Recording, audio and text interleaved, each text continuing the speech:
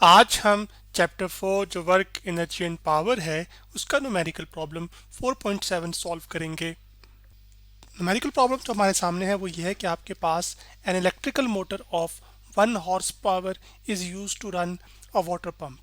Water pump takes 15 minutes to fill a tank of 400 litres at a height of 10 metre. जबकि यहाँ पे उसने एक इन्फॉर्मेशन एक्स्ट्रा दी हुई है कि जो हॉर्स पावर लिखा हुआ था 1 हॉर्स पावर में 746 वॉट्स होते हैं।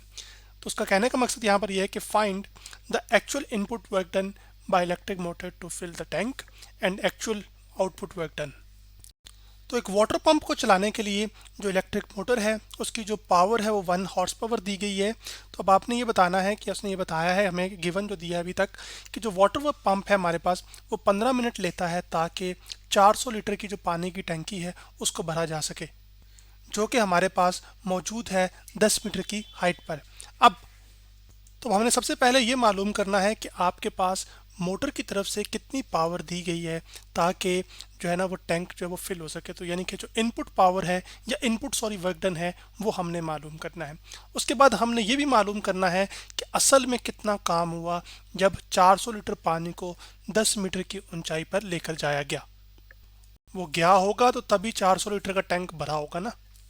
तो इस प्रॉब्लम में हमारे पास जो गिवन डाटा है उसमें हमें एक तो टाइम दिया गया है और वो जो टाइम है उसको हम डिनोट कर रहे हैं टी सिंबल के साथ। और वो टाइम हमें कितना दिया गया है 15 मिनट, जिसको मैं 15 लिख रहा हूँ और साथ आगे मिनट के लिए मैं MIN यूज़ कर रहा हूँ। जबकि आपको ये पता है कि जो टाइम का यूनिट है वो सेकंड्स होते हैं। तो हम क्या करेंगे कि इस मिनट को सेकंड में तब्दील कर लेंगे और वो क्या करेंगे कि एक मिनट में चूंकि हमारे पास 60 सेकंड होते हैं तो 15 को मल्टीप्लाई कर देंगे 60 के साथ।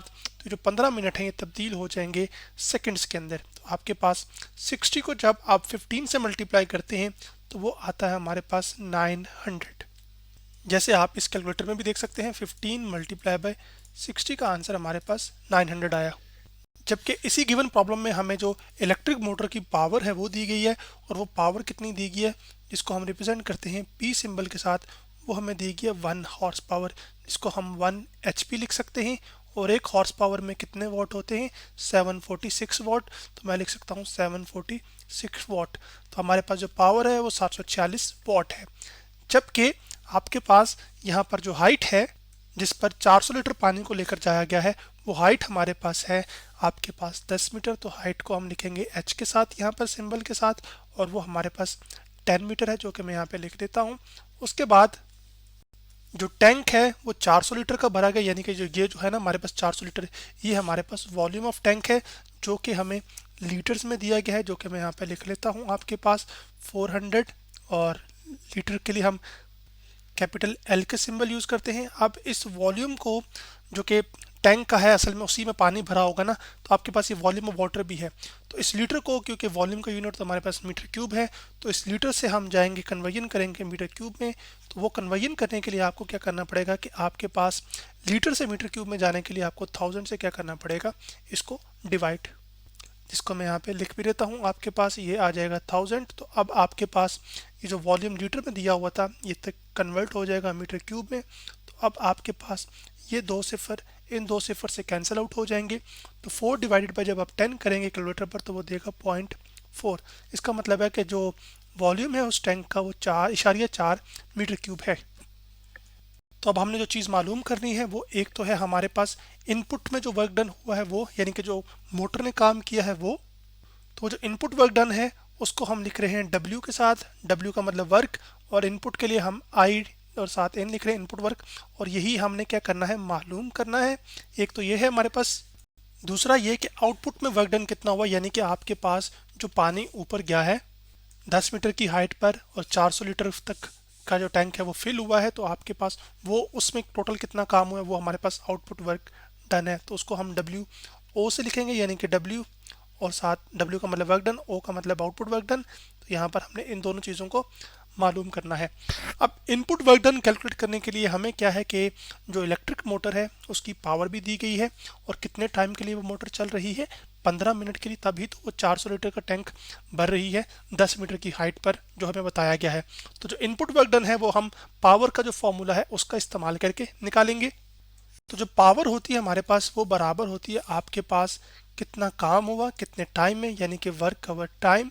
तो यहाँ पे वर्क लिखेंगे हम और साथ आपके पास आ जाएगा टाइम।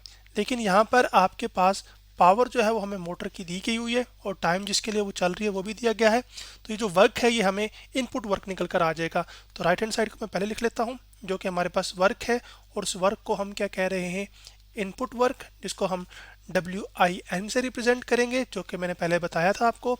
वो बराबर होगा हमारे पास, पावर के लिए हमने क्या सिंबल यूज़ किया था, कैपिटल P, और जबकि टाइम के लिए हमने क्या यूज़ किया था, T। तो P मल्टीप्लाई बाय T आ जाएगा।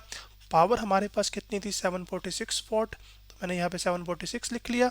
जबकि जो टाइम है वो हमारे पास 900 सेकंड था, तो मैंने यहाँ पे लिख लिया 900। अब साथ यहाँ पे यूनिट भी लिख लेते हैं, पावर का यूनिट वॉट, टाइम का यूनिट सेकंड।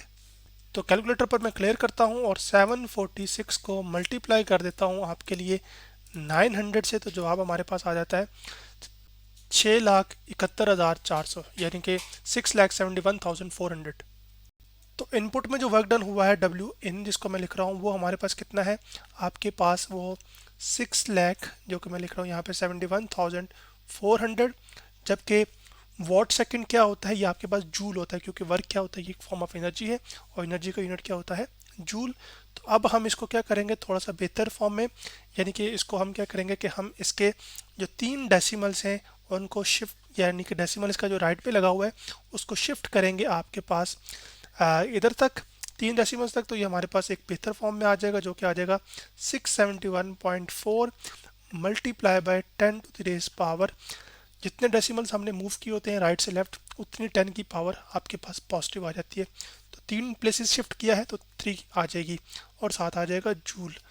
जबकि जो 10 टू द रेज पावर 3 है ये हम 1000 को कहते हैं, और इसके लिए जो प्रीफिक्स यूज़ होता है वो हमारे पास किलो का है। तो आपके पास पावर हमारे पास, सॉरी, वर्क डन जो है वो हमारे पास निकल कर आ जाएगा, इनपुट में वो 671.4 किलो जूल है, जो कि मैं यहाँ पे लिख देता हूँ के के लिए स्मॉल और यहाँ किलो के लिए स्मॉल के और साथ जूल। ये तो हमारी कैलकुलेशन का एक हिस्सा था। अब हमने मालूम करना है जो आउटपुट में वर्क डन हुआ है। अभी आउटपुट में क्योंकि हमारे पास तो ये है ना कि पानी किधर जा रहा है, वो नीचे से ऊपर लेकर जा रहा है, किस हाइट पर, 10 मीटर की हाइट पर। तो जब आपके पास अगर ये ज़मीन हो और ज़मीन के लिहाज से, यानी कि ग्राउंड के लिहाज से कोई ऑब्जेक्ट किसी हाइट पर लेकर जाया जाए तो उसके अंदर एक एनर्जी जमा हो जाती है जिसको हम कहते हैं पोटेंशियल एनर्जी। तो इसी तरह ये जो पानी के अंदर भी एनर्जी स्टोर हो जाएगी, वो कौन सी हो जाएगी, पोटेंशियल एनर्जी। तो वर्क डन जो हुआ होगा आउटपुट में वो हमारे पास बराबर होगा, आउटपुट वर्क डन हमारे पास बराबर होगा किसके, पोटेंशियल एनर्जी के। तो फिर हम क्या करेंगे कि यहाँ पर अब हम थोड़ा सा चीज़ों को करते हैं। अब आपके पास W आ जाएगा यहाँ पे आउटपुट, और जो पोटेंशियल एनर्जी होती है उसको हम रिप्रेजेंट करते हैं P.E के साथ। और वो जो पोटेंशियल एनर्जी होती है हमारे पास जब किसी एक ऑब्जेक्ट के लिए जो कि किसी हाइट पर जाए वो बराबर होती है M, यानी कि मैस, जबकि G जो कि एक्सेलरेशन ड्यू टू ग्रेविटी है, जबकि H क्या है, यहाँ पर हाइट है। अब मसला यहाँ पर मामला ये है कि हमें मैस की वैल्यू नहीं पता, हमें एच की वैल्यू ज़रूर पता है, जबकि जी जो कि एक्सेलरेशन ड्यू टू ग्रेविटी होती है इसकी वैल्यू कैलकुलेशंस में या तो 10 ली जाती है या फिर 9.8। तो मैं दोनों ही लिख देता हूँ, 10 मीटर पर सेकंड स्क्वायर और 9.8। यहाँ पे मैं चले इसको भी लिख देता हूँ 9.8, यहाँ पर 9.8 मीटर पर सेकंड स्क्वायर। तो आप कोई भी एक वैल्यू यूज़ करके कैलकुलेशन कर सकते हैं और रिजल्ट्स लगभग सेम आएंगे। अब हमारे सामने जो मामला है वो दूसरा ये है कि हमने मैस की वैल्यू निकालनी है। तो मैस की वैल्यू हम कैसे निकालेंगे, हमें चूंकि वॉल्यूम तो पता है जो टैंक का फिल हो रहा है पानी, यानी कि टैंक के अंदर टैंक का जो वॉल्यूम है वो कितना, हमारे पास 400 लीटर, तो इसका मतलब है 400 लीटर ही पानी उसमें आएगा, जिसको हमने मीटर क्यूब में कन्वर्ट कर लिया था। तो अब आपके पास वो वॉल्यूम मीटर क्यूब में क्या था, 0.4। अब हम क्या करेंगे कि जो पानी की डेंसिटी है ना उसी का इस्तेमाल करके क्या करेंगे कि हम पानी का जो मैस है वो यहाँ से निकालेंगे और यहाँ पर फिर उसमें सब्स्टिट्यूट कर देंगे। अब आपको ये पता है कि डेंसिटी हम कहते हैं कि किसी मैस में कितना, सॉरी, किसी वॉल्यूम में कितना मैस मौजूद है। तो डेंसिटी होता है हमारे पास मैस पर यूनिट वॉल्यूम। तो अब आपके पास ये जो वॉल्यूम है यहाँ पर, ये आपके पास, मैं नेक्स्ट स्टेप पे जा रहा हूँ, ये वॉल्यूम इधर डिवाइड हो रहा है तो उधर जाके मल्टीप्लाई हो जाएगा। तो मैं राइट हैंड साइड को पहले लिख लेता हूँ। तो मैस हमारे पास आ जाएगा यहाँ पर ये, और साथ आ जाएगी डेंसिटी, जो कि साथ क्या आ जाएगा, वॉल्यूम। अभी जो पानी है यानी कि वाटर, इसकी जो डेंसिटी है वो हमारे पास फिक्स होती है। तो वो जो डेंसिटी ऑफ वाटर फिक्स है, जो कि नंबर आपको पता होना चाहिए इस स्टेज पर, आपकी जो लर्निंग स्टेज है वो कितनी होती है, वो हमारे पास 1000 किलोग्राम मीटर पर क्यूब है, जो कि मैंने यहाँ पर लिख दिया है। अब आप क्या करेंगे कि यहाँ पर पानी की डेंसिटी पुट करेंगे और कितना वॉल्यूम है वो उसकी वैल्यू पुट करेंगे, तो आपके पास मैस निकल कर आ जाएगा जो पानी का ऊपर लेकर जाया गया है। तो मैं मैस लिखता हूँ, वो इक्वल टू आ जाएगा हमारे पास m, और आपके पास रो की वैल्यू कितनी है 1000, तो मैं यहाँ पे 1000 लिखूंगा। उसके बाद उसको मल्टीप्लाई कर दूंगा वॉल्यूम की वैल्यू के साथ, जो कि हमारे पास 0.4 थी। तो 0.4 को जब हम 1000 के साथ मल्टीप्लाई करते हैं, जैसे यहाँ पर मैं कैलकुलेटर पर क्लियर करता हूँ, फिर मैं लिखता हूँ 0.4 मल्टीप्लाई करता हूँ 1000 के साथ, तो जवाब हमारे पास क्या आ रहा है 400। जबकि मैथ्स का यूनिट क्या होता है किलोग्राम, तो हम यहाँ पे लिख लेंगे 400 किलोग्राम। अब आपको मैथ्स पता चल चुका है, तो अब आपके लिए आउटपुट वर्क निकालना मुश्किल नहीं रहा। अब हम सिर्फ लिखेंगे output work equal to potential energy, और अब उसका जो फॉर्मूला है हमने सिर्फ वही पुट करना है, फॉर्मूले में सॉरी वैल्यूज पुट करनी है, तो जो कि मैं आपके सामने यहाँ पे भी कर देता हूँ। जिसमें जो मैथ्स की वैल्यू है वो हमें पता चल चुकी है, जो कि 400 है, तो हम 400 यूज़ करेंगे।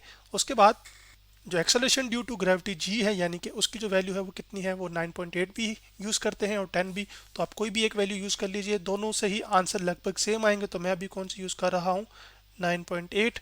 और उसके बाद आपके पास जो हाइट हमें दी गई थी, आपके पास वो गिवन डाटा में हमारे पास शुरू में वो 10 मीटर थी, तो मैं अब क्या पुट कर दूंगा यहाँ पर हाइट को 10 पुट कर देता हूँ आपके लिए। तो अब हम ये सारी कैलकुलेशन कर लेते हैं।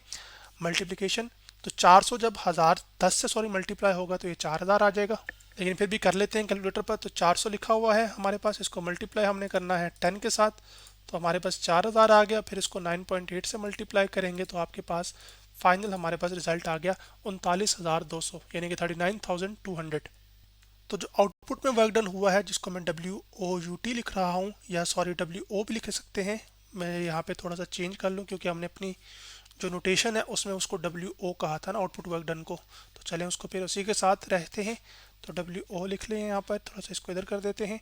अब ये हमारे पास बराबर आ जाएगा, यहाँ पर एक थोड़ी सी करेक्शन इधर भी कर देते हैं, ये वाली चीज़।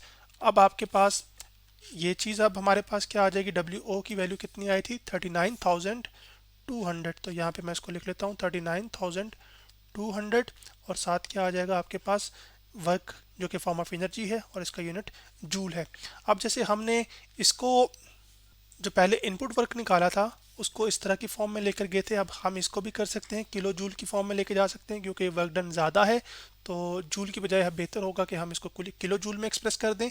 तो वो करने के लिए हम क्या करेंगे, WO लिखेंगे, यानी कि आउटपुट वर्क डन, वो हमारे पास बराबर आ जाएगा। इसका डेसिमल अभी राइट पर है, हम इसको क्या करते हैं कि 3 डेसिमल प्लेसेस शिफ्ट कर देते हैं। तो आपके पास ये क्या आ जाएगा 39.2, फिर हम लिखेंगे मल्टीप्लाई बाय आपके पास 10 to the raise power, right से हमने डेसिमल प्लेस को लेफ्ट पे शिफ्ट किया है, कितने रेजिस किया है 3, तो उतनी पावर पॉजिटिव में आ जाएगी और ये आ जाएगा आपके पास। उसके बाद फाइनल रिजल्ट जो हमारे पास आ जाएगा वो आ जाएगा 39.2। और अब आपके पास ये जो 10 टू द रेज पावर 3 है, इसके लिए हम जो प्रीफिक्स यूज़ करते हैं वो किलो का है, जो कि मैंने लिख दिया है, और साथ क्या आ जाएगा जूल। तो ये हमारे पास आउटपुट वर्क डन निकल कर आ चुका। यहाँ पर एक जहन में सवाल आ सकता है कि आपके आउटपुट में जो वर्क हो रहा है वो कम है बानिस्बतन जो इनपुट में दिया जा रहा है या निकाला है, जो कि 671.4 किलो जूल है। तो ये जो फ़र्क है वो इस वजह से आ रहा है क्योंकि कुछ ना कुछ वो जो इनपुट वर्क डन हो रहा है वो उसकी कुछ ना कुछ तो कन्वर्जन हुई है यूज़फुल वर्क में, यानी कि जिससे पानी ऊपर गया है उसके साथ कुछ हीट पैदा हुई होगी, कुछ साउंड जनरेट हुआ होगा, तो वो दूसरी फॉर्म में भी एनर्जी क्या हो रही होती है, वो तब्दील हो रही होती है। इस वजह से सारे का सारा इनपुट वर्क आउटपुट में तब्दील नहीं होता रियल सिस्टम्स में। जैसे रियल जो इलेक्ट्रिक मोटर है ये एक रियल सिस्टम है। तो आज हमने एक प्रॉब्लम जो कि चैप्टर 4 है वर्क एनर्जी एंड पावर, उसका प्रॉब्लम 4.7 सॉल्व किया।